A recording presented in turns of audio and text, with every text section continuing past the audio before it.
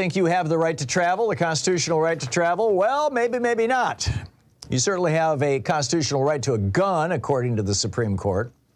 But Idaho Governor Brad Little last week signed a law, a brand new bill. This is the first in the nation that makes it a 5-year in prison felony to transport a minor out of the state of Idaho to get an abortion.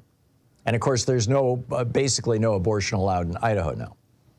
So this could also restrict travel in unanticipated ways, writes Zon Villains over at Daily Kos.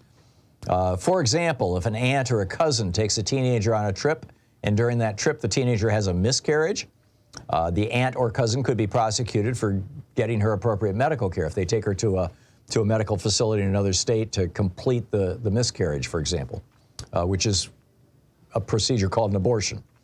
Or if a teenager travels with a friend on vacation and then, leaves the party to go get an abortion in that other state, even if this wasn't the main purpose of the trip, all the people involved who transported that teenager could end up 5 years in prison.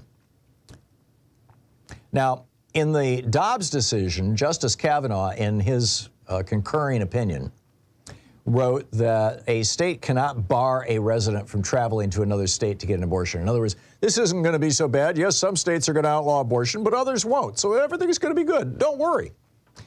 Well, it turns out that the extent of the right to travel is far from a settled question. There is no explicit right to travel in the Constitution. And as Jeffrey Filipovitz of Spears and Filipovitz, a civil rights attorney down in Georgia, said, quote, "There's no reason to believe that a majority of the Supreme Court will recognize the right to travel to another state to obtain an abortion," even though Kavanaugh said it in the hearing. What this really does is it criminalizes travel for women. And the reason why is pretty simple. As this diarist notes on Daily Kos, there's nothing that distinguishes an abortion from a miscarriage after the fact.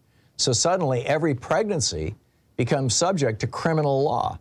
And because an early miscarriage is indistinguishable from a period, regular menstrual periods, too, could be a probable cause for an investigation into a woman who might have traveled out of state and then had her normal period out of state.